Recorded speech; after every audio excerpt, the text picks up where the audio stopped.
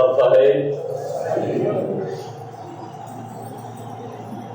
सब के विराजमान मेरे पिता परमात्मा परम स्वामी बाबा से निगत भारत अनंत अनंत प्रणाम आप सब लोगों का। सदगुरु महाराज ने खुलासा किया है, अहंकार कुदरत निरंकारी, मतलब ईश्वर अंश जीव अविनाशी। ये कौन जानता है? सतगुरु जानता है कि जितने भी ये हैं ये जीव रूप में है अभी, और परमपिता परमात्मा के अंश हैं। लेकिन आप लोग नहीं जानते कि हम परमपिता परमात्मा के अंश हैं। आप नहीं जानते। आपसे कोई पूछे आप कौन हैं, तो शरीर के विषय में बताएंगे हम ये हैं, हम स्त्री हैं, पुरुष हैं, क्योंकि अनंत युगों से इसमें गड़े पड़े हैं। थोड़ा चला कि उन्हीं में आप गड़े पड़े हैं। ये कब्र हैं, इन कब्रों में गड़े पड़े हैं। तो जिस कब्र में गड़ गया वो वही मानता है कि मैं ये हूँ। पशु अपने को पशु मानता है, पक्षी अपने को पक्षी मानता है, कीड़ी मकोड़े अपने को कीड़ी मकोड़े मानता है, मनुष्य अपने को मनुष्य मानता है कि हम ये हैं। इसमें गड़ गए, ये कब्र है, आप नहीं है, इसमें गड़े हुए हैं आप।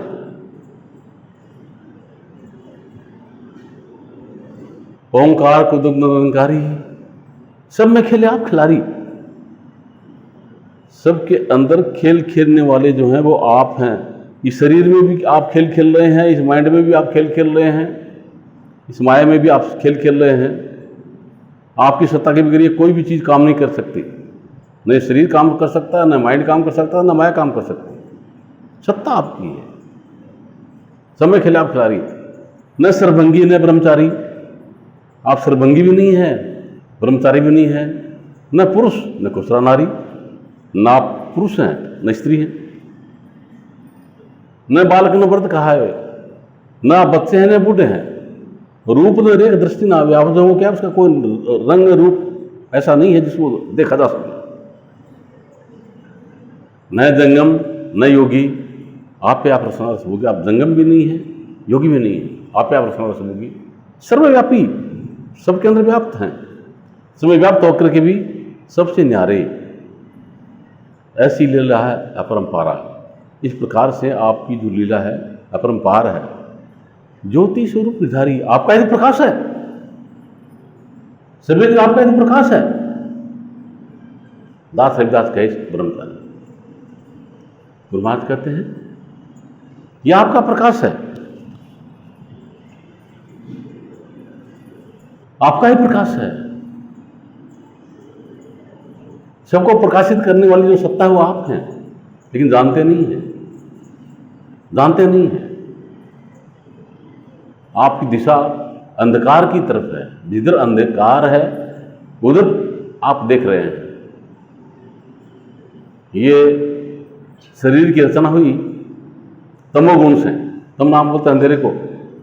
तमो अंधकार से ही, तमोगुण से ही आकाश बना है, उससे वायु बनी है, वायु से अग्नि बनी है, अग्नि से जल बना है, जल से पृथ्वी बनी है, और थोड़ा चला की यूनियन इन्हीं की है।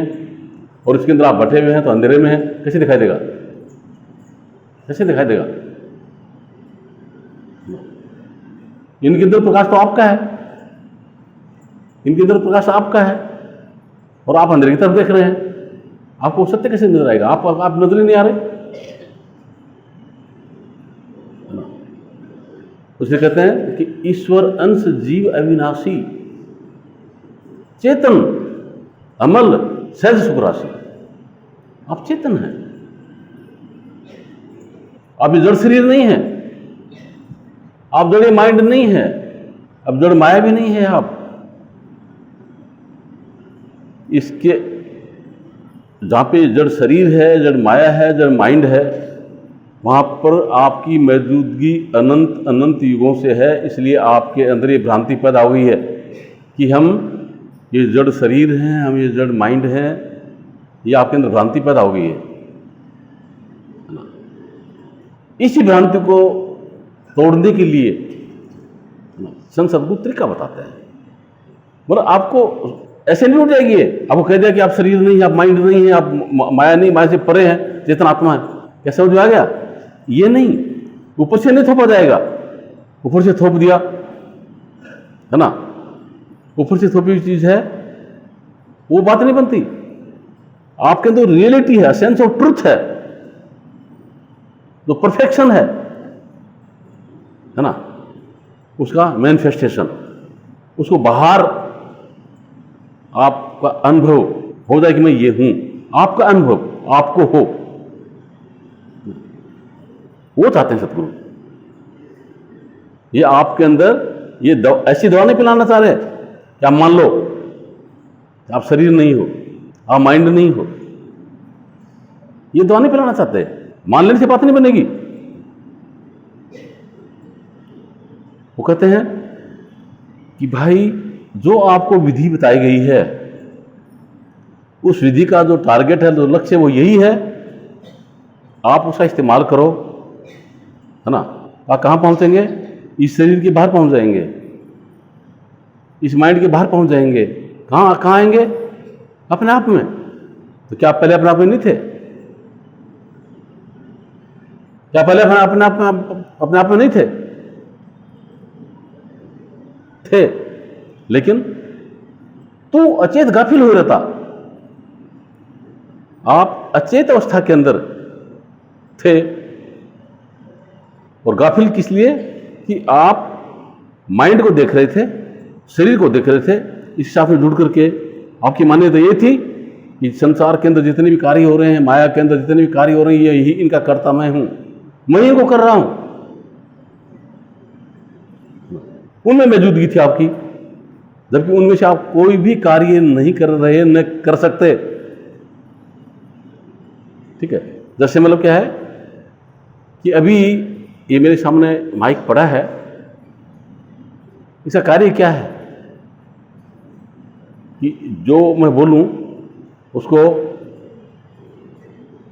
आवाज को बढ़ा करके आप लोगों तक पहुंचा दे। ये इसका काम है। ये करंट का काम नहीं है। करंट आपको मेरी आवाज को बढ़ा करके आप तक नहीं भेज सकता, लेकिन करंट की मौजूदगी इसमें जरूरी है। ये इंस्ट्रूमेंट का गुण है। इस इंस्ट्रूमेंट का गुण है, इस इंस्ट्रूमेंट में ये गुण है कि करंट इसमें अगर मौजूद होगा तो मेरी आवाज को ये बढ़ा करके आप तक पहुंचा देगा, और करंट नहीं होगा तो नहीं पहुंचाएगा। और ये इंस्ट्रूमेंट नहीं है, करंट है, तो क्या मेरी आवाज को आप तक बढ़ा के पहुंचा देगा? नहीं। समझे? तो जिस इंस्ट्रूमेंट के अंदर करंट मौजूद हो गया, उस इंस्ट्रूमेंट का जो गुण है वो प्रकट हो गया, प्रकट हो जाता है। तो गुण, वो कार्य उस इंस्ट्रूमेंट के हैं, करंट के नहीं है। तो आप करंट हैं, इस दुनिया में ऐसे ही फंस गए। ये काल की जो रचना है, इस रचना को सत्ता देने वाली की जो पावर है वो आप ही हैं। और आपने मतलब क्या है कि जो इंस्ट्रूमेंट है उसी को मान लिया कि ये मैं हूं। ये भ्रांति है, उसको बोलते आत्म भ्रांति। यह आत्मा के अंदर भ्रांति पैदा होगी, इस भ्रांति को तोड़ना है। कैसे टूटेगी? बता दिया कि आत्म भ्रांति अगर टूट गई, ऐसे नहीं। क्या होगा? इसके लिए सतगुरु क्या करते हैं कि आपको सत्य में जगाना चाहते हैं। कैसे जगेंगे? बोलने से नहीं जगेंगे, बताने से नहीं जगेंगे। वो तरीका बताते हैं, तरीका बताते हैं। उसका इस्तेमाल करने से अपनी पकड़ जो है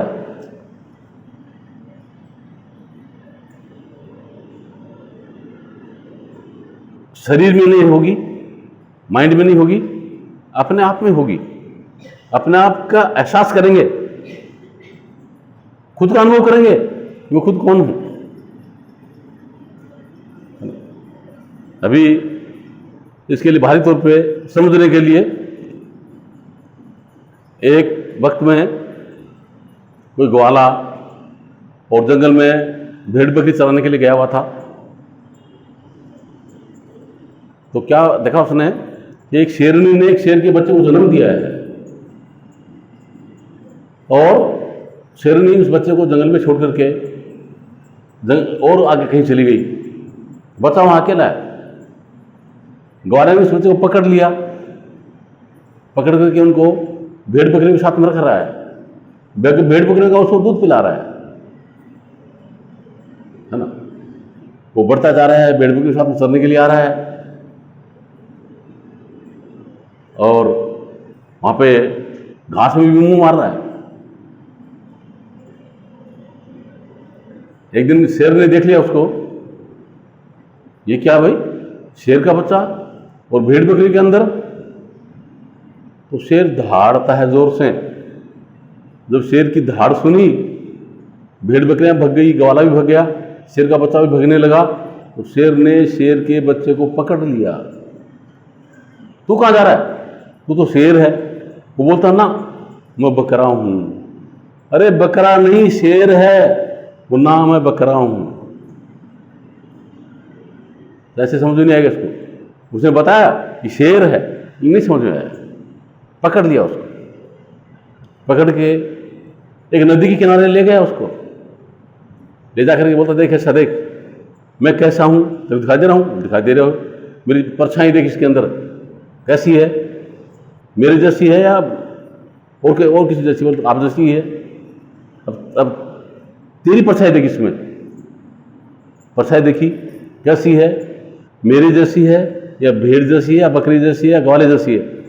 वो नहीं, न बकरे जैसी है, न भेड़ जैसी है, न ग्वाले जैसी है, आप जैसी है ना। बोल मैं हूं शेर, है ना, तू भी शेर है, तो ऐसा कर, मैं दहाड़ता हूं, तू भी दहाड़। तो शेर जोर से दहाड़ा। तो उस शेर के बच्चे में तो दहाड़ तो थी, है ना। पहले मैं करता था और जोर से दहाड़ा तो रोम रोम खिल गया। शेरत्व जो उसके अंदर था वो प्रकट हो गया, है ना। जो एसेंस ऑफ ट्रुथ है उसका मैनिफेस्टेशन हो गया, बाहर प्रकट हो गया वो। तब वो पूछता है कि मैं बकरा कैसे हो गया था? तो वो शेर बोलता, अरे भैया, तू बकरा हो नहीं गया था, तुमने भेड़ बकरियों का संग कर रखा था, इसलिए तेरे अंदर ये भ्रांति पैदा हो गई थी कि मैं बकरा हूं।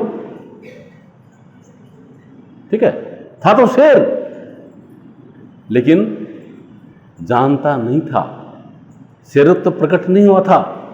आज वो प्रकट हो गया, इसलिए तो शेर है ना। इसीलिए ये जो मुर्दों का गांव है संतो, ये मुर्दों का गांव, संपूर्ण जगत, अनंत अनंत ब्रह्मांड, ये मुर्दों का गांव है। सब मुर्दे हैं, सभी जिसको जो योनि मिल गई उसके अंदर गड्ढे पड़े हैं। उन कब्र में गड्ढे पड़े हैं। कब्र में कौन गड़ता है? मुर्दा। सब गड्ढे पड़े इसके अंदर, है ना। तो आप नहीं जानते आप कौन हैं, संत सतगुरु जानते हैं कि इनके अंदर क्या चीज गड़ी पड़ी है। वो परमपिता परमात्मा का चेतन नूर, जो ईश्वर अंश, जीव अविनाशी चेतन है, अमल है, सहज सुख की राशि है, वो इसके अंदर गड़ा पड़ा है ना।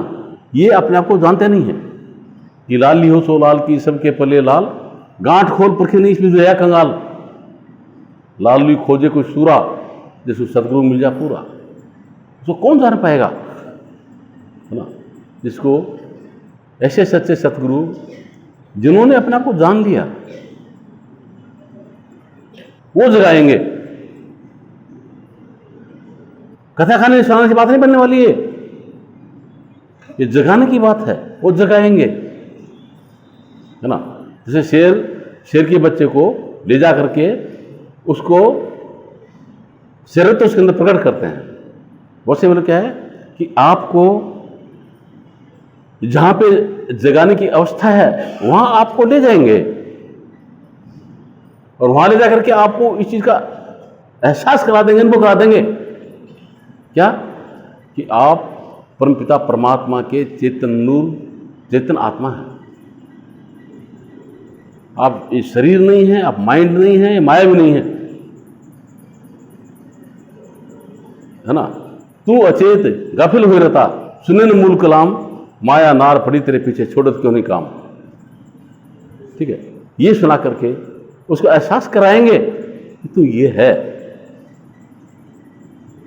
उसको जगाना, उसके अंदर वो चीज प्रकट कर देना जो आप हैं, वो सच्चे सत्संग कराते हैं आपको। उसके लिए कोई न कोई जंत्र है, न कोई मंत्र है, न कोई तंत्र है, न कहीं मंदिर में जाना, न मस्जिद में जाना, न गुरुद्वारे में जाना, न गिरजाघर में जाना, कहीं नहीं जाना। देखिए, जब मैं मेरे सतगुरु महाराज के पास गया, उस समय मैं बीएससी फाइनल में पढ़ता था, एमएससी मैंने बाद में किया, तो बहुत सारी बुक्स लेकर के मैं गया था हरिद्वार से।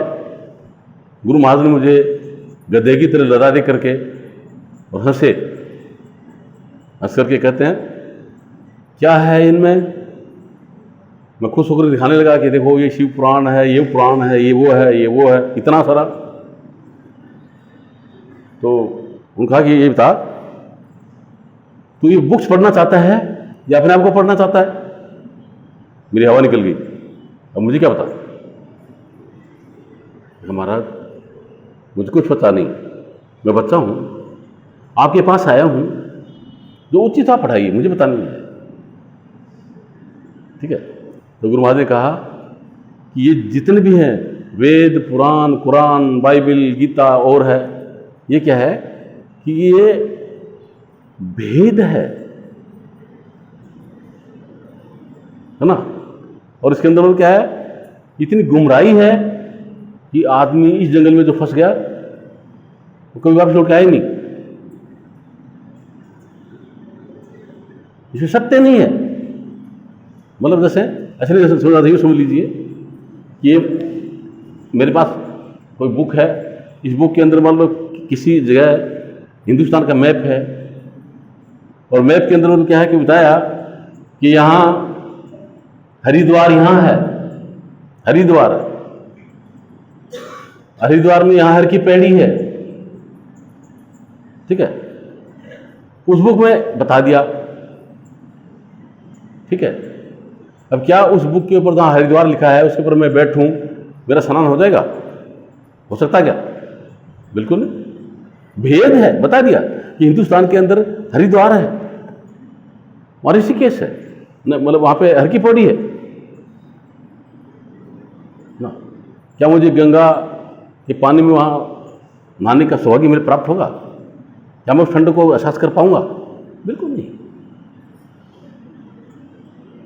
इसमें तो लिखा है, उस लिखे को जान लेने से बात नहीं बनेगी, वहां जाना पड़ेगा, वहां पहुंचना पड़ेगा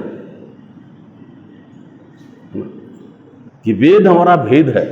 और पुस्तकें जो है, जो माइंड के लेवल में जो कुछ आया, इस हिसाब से हर संत महात्मा ने जो प्रैक्टिकल किया और जो जिसका जैसा अनुभव आया उन्होंने उसको लिख दिया। हम इसमें नहीं है।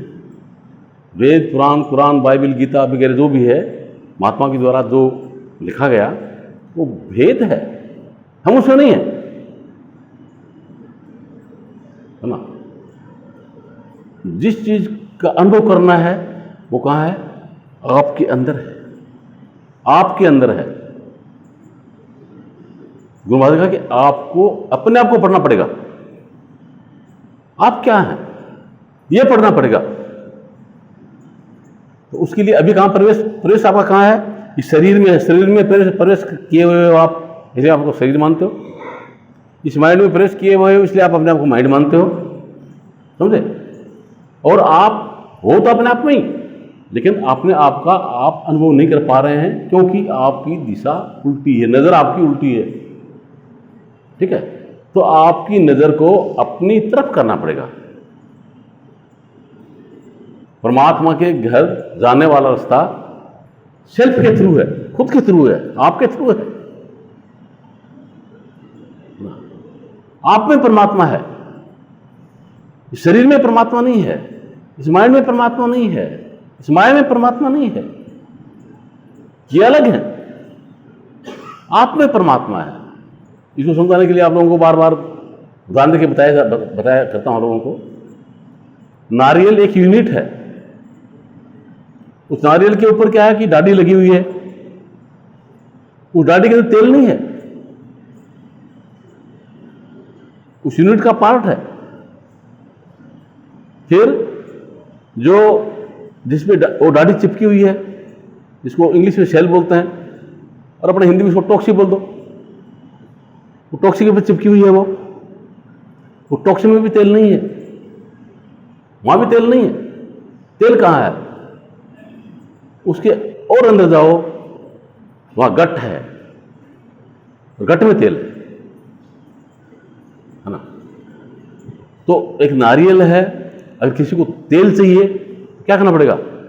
डाडी को भी हटाना होगा, टॉक्सी को भी हटाना होगा, है ना, गट को लेना पड़ेगा, वहां तेल मिलेगा। तो हिसाब से मतलब क्या है कि आपकी जो प्रेजेंस है, आपकी जो नजर है, इस नजर का ही खेल है ये। इस नजर को अपनी तरफ करना पड़ेगा, नजर को करना पड़ेगा। आप अपने से कितने दूर हैं? आप अपने से कितने दूर हैं? उसके लिए कोई योजन चलना नहीं पड़ेगा, न कहीं मंदिर में जाना पड़ेगा, न मस्जिद में, न गुरुद्वारे में, न गिरजाघर में, कहीं नहीं जाना पड़ेगा। आप जहां वहीं हैं, और आप जहां वहीं परमात्मा है, आप में परमात्मा है ना। अपना अनुभव तो कीजिए, पहले अपने आप को जानिए तो सही। तो इसलिए जानने के लिए क्या कहा है सतगुरु महाराज? कहते हैं कि जब सतगुरु प्रसन्न हो, दे नाम का दान, दीन हुई हृदय द्रव करो नाम पहचान। जब सत बोलते हैं चेतन को, सत जो शरीर के अंदर जो सत्ता है, जिसकी वजह से ये काम कर रहा है, माइंड के अंदर जो सत्ता है जिससे ये काम कर रहा है ना, वो कहाँ है? अंधकार में है।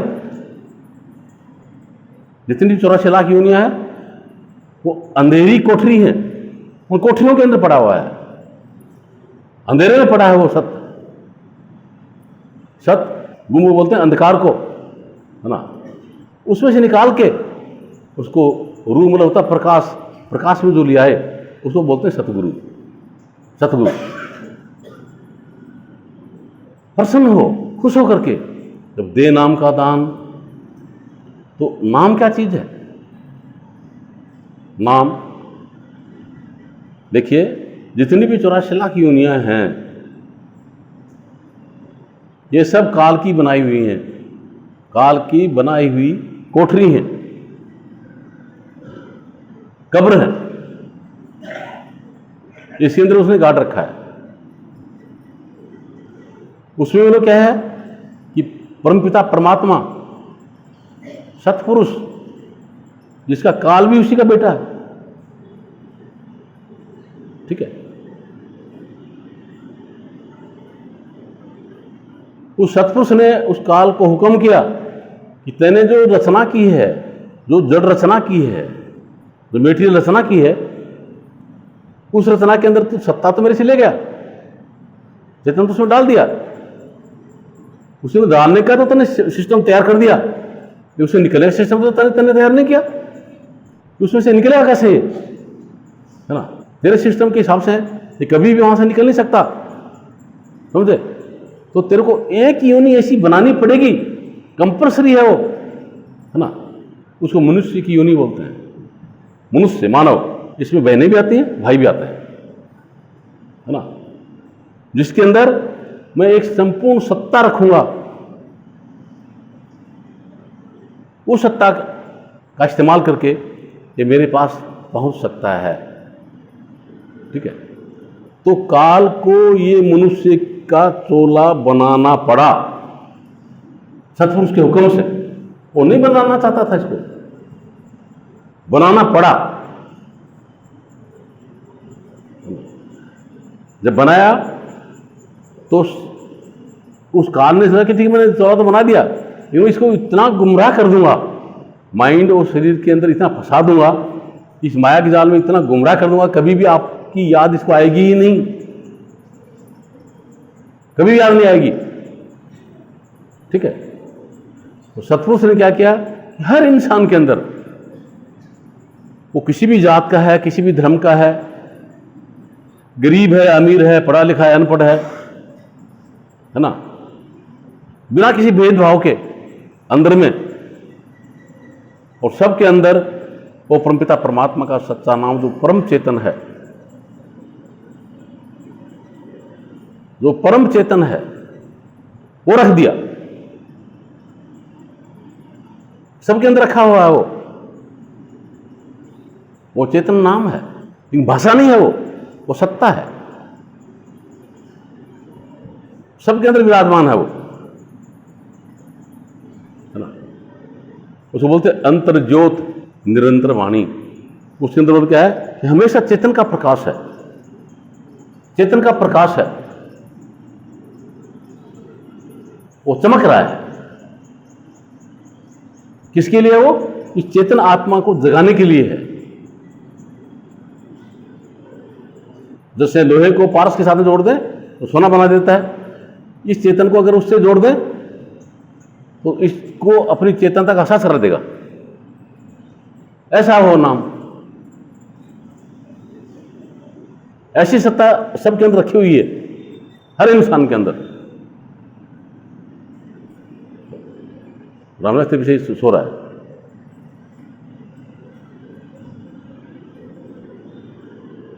हर इंसान के अंदर रखी हुई है वो सत्ता। उसके संपर्क में जाने से ये चेतन आत्मा जग जाती है, उसके संपर्क में आने से जगती है। जब तक उसके संपर्क में नहीं आएगी उसमें तो कभी भी नहीं जगेगी। कितना वेद पढ़े, पुराण पढ़े, बाइबल पढ़े, गीता पढ़े, है ना, चाहे मंदिरों में जाए, मस्जिदों में जाए, गुरुद्वारों में जाए, गिरजाघरों में जाए, कहीं भी जाए, कभी भी नहीं जग सकती। ये जब भी जगेगी अपने अंदर परमपिता परमात्मा की रखी हुई शक्ति, जिसको नाम कहते हैं, उससे जब संपर्क होगा तभी जग पाएगी, उसी में कभी नहीं जग पाएगी। ठीक है, उस भेद को सतगुरु जानते हैं, है ना।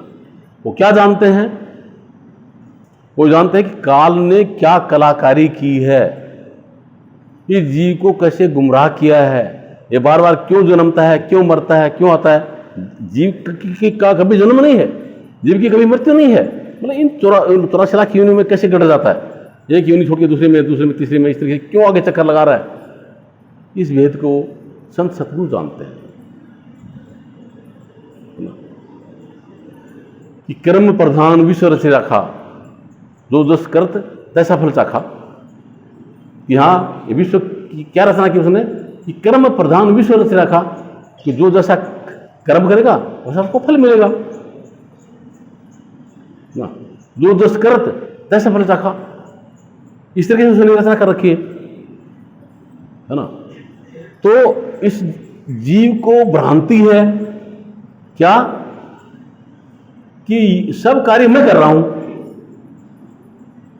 है ना। अब ये आवाज को बढ़ा तो ये रहा है माइक, और कंठ ये सोचे कि मैं बढ़ा रहा हूं, तो इसकी भ्रांति है, भूल उसकी, ये उसकी भूल है। अब हवा तो पंखा दे रहा है, करंट से मैं हवा दे रहा हूं, उसकी भूल है। करंट की मौजूदगी से पंखा हवा दे रहा है, ये ट्यूबलाइट प्रकाश दे रही है, करंट नहीं। आप देखें कितने ही किलोवाट के वायर जिसमें से करंट प्रवाहित हो रहा है, क्या वो प्रकाश दे रहे हैं, क्या वो रोशनी दे रहे हैं, क्या वो आवाज बढ़ा रहे हैं? वो नहीं। वो जिस इंस्ट्रूमेंट के अंदर मौजूद हो जाएंगे उसकी प्रकृति प्रकट हो जाएगी, वो नहीं कर रहे, समझे। तो यहां पर भी बोले क्या है कि चेतन आत्मा करता है, भोगता है, लेकिन इसकी भ्रांति है कि मैं कर रही हूं। भ्रांति ऐसी हो गई कि ये कार्य मैं ही कर रही हूं, ठीक है। उस भ्रांति का वो फायदा उठा रहा है काल, आत्मभ्रांति से रोग नहीं। आत्मा के अंदर ये भ्रांति पैदा होगी, यही रोग सबसे बड़ा रोग है। सतगुरु वैद्य सुजान इस भ्रांति को दूर करने के लिए सतगुरु हैं, वो वैद्य है, हकीम है, दवा देते हैं उसको दवा देते हैं। वो दवा है नाम। उस भ्रांति को दूर करने की दवा क्या है? नाम। तो काल ने क्या कर रखा है कि जीव से हाँ करा रखी है कि विश्व के प्रत्येक कार्य को करने वाला मैं हूं, जबकि विश्व के प्रत्येक कार्य के करने वाला माइंड है, शरीर का सहारा लेकर के वो करता है। माया में, माया उसकी मां है। मतलब माया नाम की कोई चीज नहीं है, सिर्फ नजर आती है। उसके अंदर माइंड रहता है और करता हुआ है। माइंड कहता कि मैं करता हूं, नहीं, ये जीव कहता कि मैं करता हूं। ये उसके अंदर भ्रांति है ना। और उसे यहां करा करके अंदर में काल सबके हृदय में बैठा है, चित्त के अंदर बैठा है और उसकी रिकॉर्डिंग करता है कि तुमने ये क्या किया, अच्छा किया, बुरा किया, ये क्या है क्या। अरे अच्छा बुरा भी क्या, किस आदमी ने अपने हिसाब से बना लिया है ना।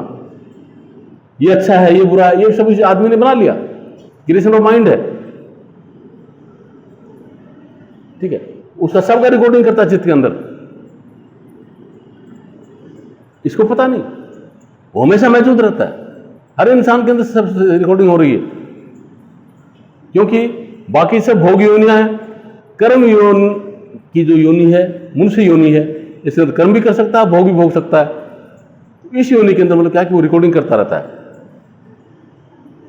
और चित्त के अंदर उसकी रिकॉर्डिंग है। जैसे मतलब क्या कि अभी सत्संग सुना रहे हैं, उसकी भाई रिकॉर्डिंग कर रहा है, ठीक है। तो उस हिसाब से मतलब क्या है कि जो भी कार्य हो रहा है उसकी रिकॉर्डिंग हो रही है उसके अंदर। अब ये जिसके अंदर रिकॉर्डिंग कर रहा है पेन ड्राइव के अंदर, है ना, उस पेन ड्राइव में सब चीज उसके अंदर आ गया। वो पेन ड्राइव यहां रख दो तो क्या बताएगा कि क्या रिकॉर्डिंग है? नहीं, उसको उस इंस्ट्रूमेंट में लगाइए, है ना, जिसके अंदर उसका मैनिफेस्टेशन हो सके और करंट उसमें प्रवाहित कीजिए तो रिकॉर्डिंग सामने आएगी। यहाँ ये रिकॉर्डिंग है ना। उसमें आपको क्या अच्छा लगा, ये भजन कोई गाया तो ये भजन अच्छा है, आप भजन को सुनना चाहेंगे आप, है ना। ये उपदेश अच्छा है, उपदेश को सुनना चाहेंगे आप, ठीक है। जो आपकी इच्छा होगी वो चीज आप चाहेंगे, वो करेंगे आप, समझे। उस हिसाब से जन्म जन्मांतर के जो जितने भी संस्कार हैं वो रिकॉर्डिंग चित्त के अंदर पड़ी है, काल ने किया रिकॉर्डिंग, ठीक है। जैसे ही मृत्यु होती है ये चेतन सिमट करके, शरीर को छोड़ करके, माइंड को छोड़ करके, है ना, इसको छोड़ के इस ब्रेन से ऊपर जाता है। अब काल ने वो रिकॉर्डिंग तैयार कर रखी है। ये जीव यहां से आकर के काल की इस रिकॉर्डिंग में चला जाता है, ठीक है।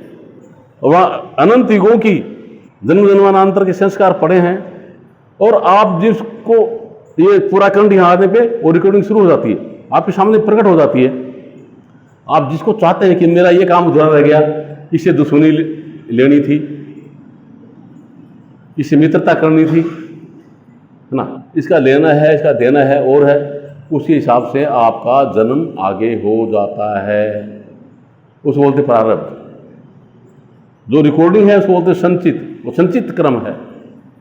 और उसमें से आपने वो ले लिया जिसके हिसाब से आपको आगे का जीवन जीना, उसको बोलते प्रारब्ध, समझे। इस तरह का सिस्टम बना रखा है उस काल ने, उनसे कभी भी गैल नहीं छूट सकती। ऐसा अनएंडिंग है, कभी पीछा नहीं छूट सकता, समझे। तो उस परमपिता परमात्मा ने, सतपुरुष ने संतों को वो ताकत दी, क्या कि ये क्या है कि ये टू वे की है, यहां चाबी लगी हुई है, काल ने लगा रखी है, जब भी करंट आता है, जीव आता है मृत्यु के वक्त में, यहाँ आकर के, यहाँ जाकर के ये चाबी लगी इसमें चला जाता है, चित्त में चला जाता है और जन्म जन्मांतर के संस्कारों में जाकर के जिसको चाहते हो उसका जन्म हो जाता है। तो सतपुरुष की ताकत से संत क्या करते हैं, इस की को निकाल देते हैं और इसको यहाँ लगा देते हैं, यहाँ लगा देते हैं। इधर क्या है, नाम, मतलब परमपिता परमात्मा की सत्ता, चेतन सत्ता जो हर जीव के अंदर मौजूद है, हर इंसान के अंदर मौजूद है, उस सत्ता से उसको कनेक्ट कर देते हैं। तो जब भी करंट आएगा, है ना, इधर उसका कनेक्शन कट चुका है, यहां जाएगा हाँ नाम में, और नाम से संपर्क होते ही, ठीक है, आपको अपनी चेतनता का एहसास हो जाएगा। ठीक है, तो वो क्या है, क्या मृत्यु का इंतजार नहीं करने का है, जब मौत होगी तब होगा ना। मृत्यु में बड़ी भयंकर पीड़ा होती है, उसमें मतलब क्या है, आपको क्या है कि वो संस्कार तो काट दिए, लेकिन अभी जो आपके जो परिवार में है, बीबी हैं, बच्चे हैं, मित्र हैं, यार दोस्त हैं, और कोई भी है, समझे, वो उलझा लेंगे आपको, वहां उलझ जाओगे। ये कबीरा हरे रस उमर ले तेरे प्राण जाएंगे छूट, घर के प्यारे आदमी चलते को लेंगे लूट, है ना। कि तेरे को अभ्यास करना अभी, जिंदे जी इस वक्त करना है। वो मृत्यु का इंतजार मत कीजिए, अगर मृत्यु का इंतजार किया तो चेतन सिमटेगा यूं, तो यहां नहीं आ पाएगा, इससे पहले रुक जाएगा। पहले कहां रुक जाएगा, अंतमता समोता, आपका ध्यान बीवी में है तो बीबी की तरफ चला जाएगा, बच्चे में तो बच्चे की तरफ चला जाएगा, मित्र में तो मित्र की तरफ चला जाएगा, दूसरे में तो दूसरे की तरफ चला जाएगा, धन में तो धन की तरफ चला जाएगा, है ना, जिसमें आपका ध्यान है उस तरफ चला जाएगा। ठीक है, जैसे जड़ भरत का ध्यान हिरण के बच्चे में चला गया तो उसको हिरण बनना पड़ा। ठीक है, तो जहां का ध्यान होगा उस तरह से चला जाएगा। इसलिए गुरु महाराज कहते हैं ना, उसका इंतजार मत कीजिए, क्योंकि मृत्यु में भयंकर पीड़ा होती है। जब पीड़ा होती है तो जो अपने पास बैठा है उसको उसी को पुकारते हैं।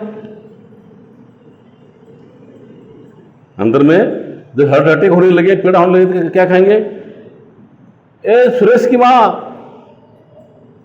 उसको पुकारे, बोले चल क्या करे, क्या कर सकती हो, वो कुछ नहीं कर सकती, कोई मदद नहीं कर सकती, है ना। जब मृत्यु हो, उसमें राष्ट्रपति के सामने मृत्यु का फरिश्ता आके खड़ा हो जाए और वो कहे, अरे तुम मेरे अंगरक्षक हो, मुझे बताओ, बता सकते हैं क्या हो, किसको बताएं, वो जानते नहीं कैसे बताएं, क्या रक्षा कर सकते हैं, कुछ नहीं, समझे, फालतू में यहीं से फंस जाएगा। उसमें पोल खुलती है कि ये कोई चीज काम के नहीं, है ना, कि भाई प्राप्त होने से दे रिया, प्रभु मिलन की है तेरी बरिया, और कहा तेरे कितने काम कर साथ संगत भज केवल नाम। ठीक है, और जितने भी जो कुछ भी किया, मकान बनाए, दुकान बनाए, पद प्राप्त किया, प्रतिष्ठा प्राप्त की, कितने बड़े विद्वान बने, कोई चीज काम नहीं आएगी। वो यहां का खेल था, यहां पूरा हो गया। कर साध संगत भज केवल नाम। साध संगत क्या है, ये नहीं कि जो साधु माताओं के पीछे पीछे घूमते रहो, ना ना ना ना, मतलब जो उन्होंने आपको अपने अंदर जा करके अपने आप को जगाने की जो कला बताई है ना, उसका इस्तेमाल कर, उसको बोलते हैं साथी संगत, और उसका इस्तेमाल करके अपने आप के अंदर मौजूद हो जा, जो परमपिता परमात्मा का नाम है उसके अंदर मौजूद हो जा। इसको बोलते हैं साध की संगत, साध संगत बज केवल नाम, उस नाम के अंदर मौजूद हो जा। वो नाम परमपिता परमात्मा का है ना, उसके अंदर ताकत है, आप उस काल के जाल से खींच के अपने पास ले जाएगा। वहां परम आनंद है, कोई दुख नहीं है वहां, वो दुख की नगरी नहीं है ना। वहां हमेशा सत्य ही सत्य है, चेतन ही चेतन है,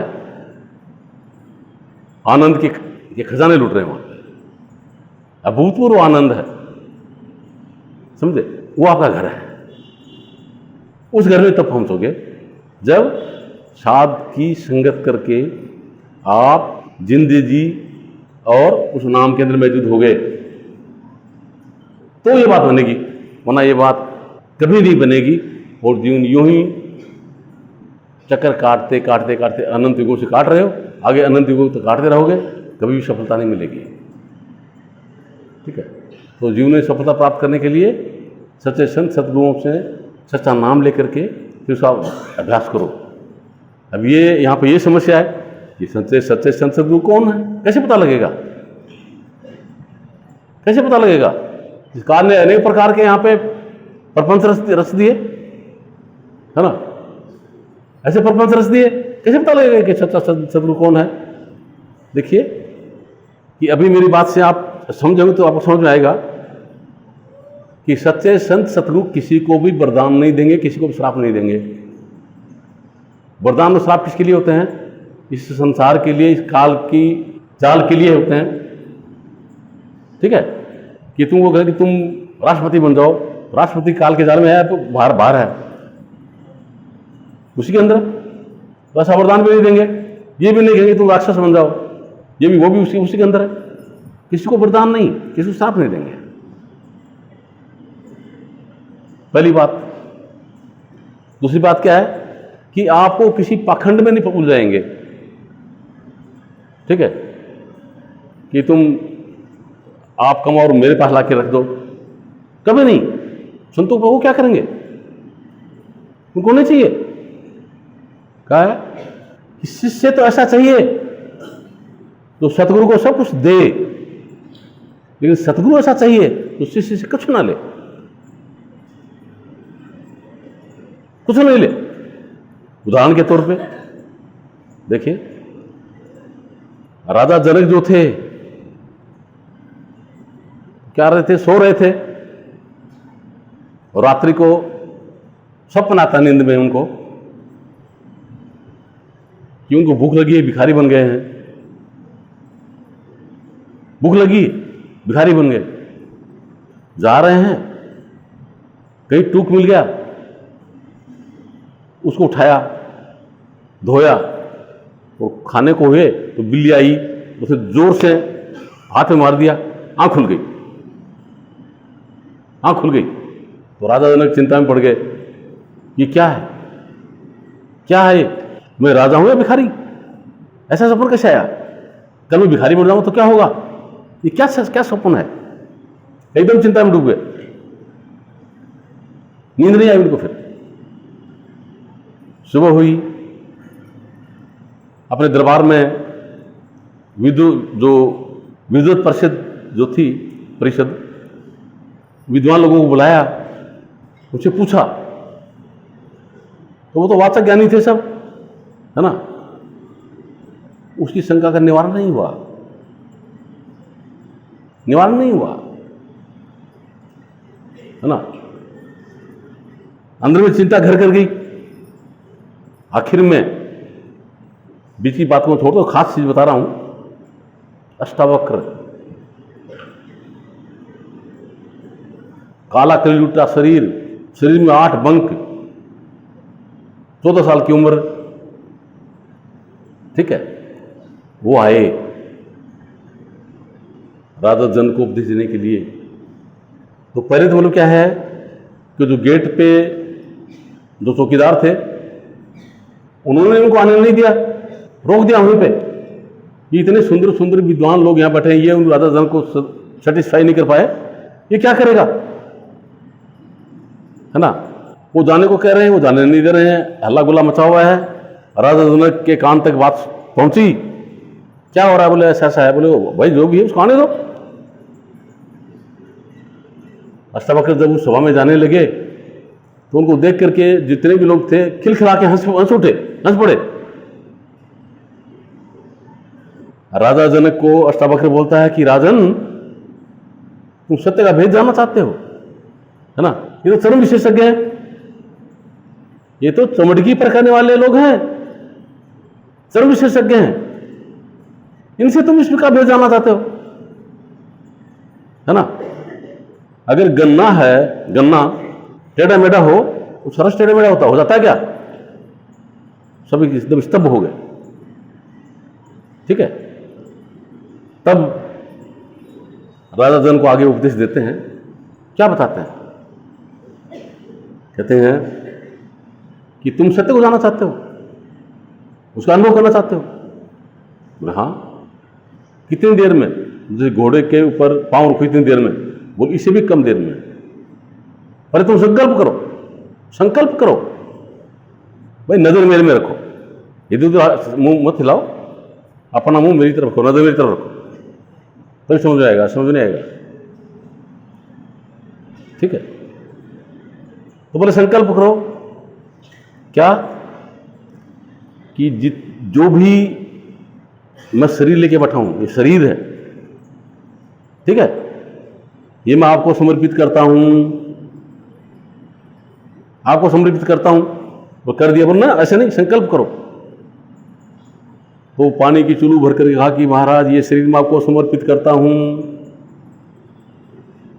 ठीक है, फिर बोला कि इसके अंदर दौड़ने वाला जो मन है ना, ये भी मुझे समर्पित करो, मुझे समर्पित करो। ये कर दिया, बोल नहीं, संकल्प कर, संकल्प किया, बोले आपको समर्पित किया। और जितना भी धन दौलत है, जो माया है, जो राज दरबार है, जो कुछ तेरे पास है ना, ये भी मुझे समर्पित करो। और कर दिया, वो नहीं, संकल्प करो, और कर दिया। संकल्प करवा के उसको बोलते हैं जाओ, जहां पे लोग आए हुए हैं इनकी जूतियां पड़ी, माता के बैठ जाओ। सभी लोग देख रहे हैं क्या कह रहा है, ये राजा है और राजा को जूती में बैठा रहा है। लेकिन राजा ने तनिक भी शंका नहीं की, जाकर जूती में बैठ गए, वहां बैठ गए। गुरु आ गया ही केवलम, तुम जाके बैठ गए। फिर क्या हुआ, उनका जो ध्यान था, है ना, वो राज दरबार में उनमें जाने लगा। तो अष्टावक्र बोलते राजन तुम कहां हो, ये मन तो मुझे सौंपा तुमने, और ये जो राजदरबार तुमने मुझे सौंपा, तो वहां कैसे ले गया इस माइंड को, तो वो राजदरबार में कैसे ले गया? राजदरबार तो मुझे सौंप रखा है, तेरा थोड़ी हो, कैसे ले गया वहां पे, है ना। वापिस आ जाओ, छोड़ दिया, वो छोड़ दिया तो तन फिर, शरीर स्थिर हो गया, मन फिर, माइंड स्थिर हो गया, वचन फिर, वचन में भी मौजूदगी हो गई, श्रुत नृत्य स्थिर हो, श्रुत नृत्य भी स्थिर हो गई। कहे कबीर इस पलक को कल्पना पावे कोई, है ना, एक पल भर में, है ना, क्या हुआ, सुन मंडल में घर किया, ऐसी सुनी अवस्था आ गई, घर किया, बाजे शब्द रसाल, वो परमपिता परमात्मा का जो नाम था है अंदर में, है ना, वही अखंड आरती है, वही अखंड वाणी है, अखंड पाठ है, वही अखंड प्रार्थना है, वही अखंड नमाज है ना। तो वो प्रकट हो गया, नाम अंदर में प्रकट हो गया, बाजे शब्द रसाल, रोम रोम दीपक होया, है ना, अंग प्रत्यंग अंदर खुशी छा गई, नाचने लगा अंदर से, प्रकटे दीन दयाल और परमपिता परमात्मा प्रकट हो गया। समझे कब? अब अष्टावक्र ने उसका शरीर ले लिया था क्या?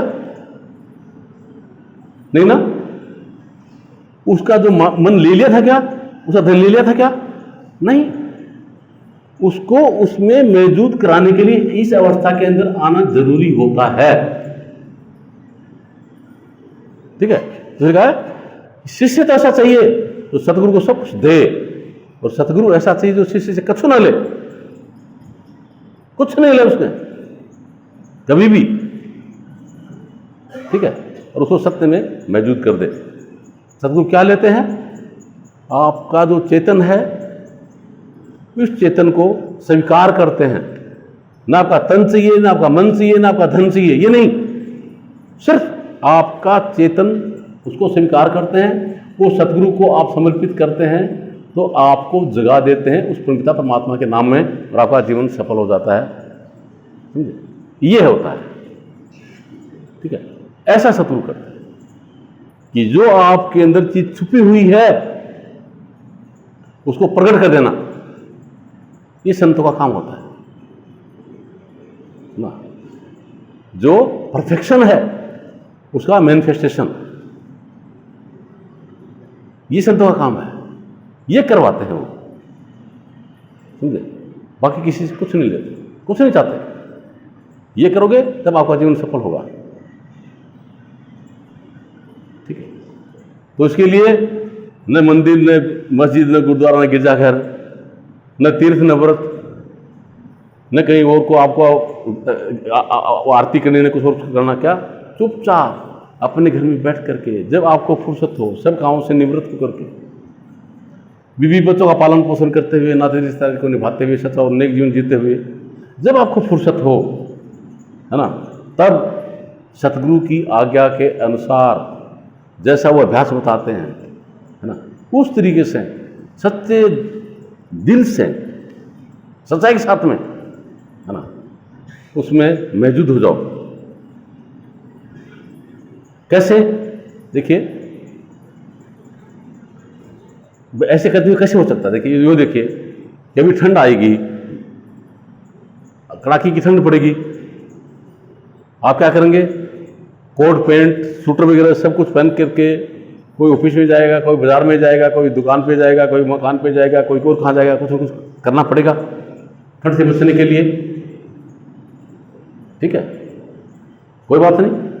लेकिन जब आपको बाथरूम में जाकर के स्नान करना है तो सब सूट बूट, कोट पैंट, आपका स्वेटर वगैरह सब चीज को एकदम हटाना होगा, तब आपका स्नान होगा। ठीक है, ऐसे नहीं होगा। तो बीवी बच्चों का पालन पोषण करो, नाते रिश्तेदारी को निभाओ, सच्चा और नेक जीवन जियो, सुंदर जीवन जियो।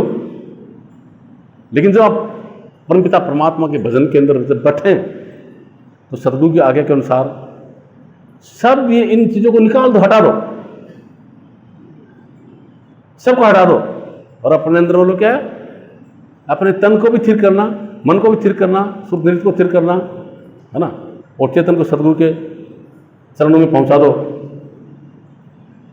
निहाल हो जाओगे। सत साई।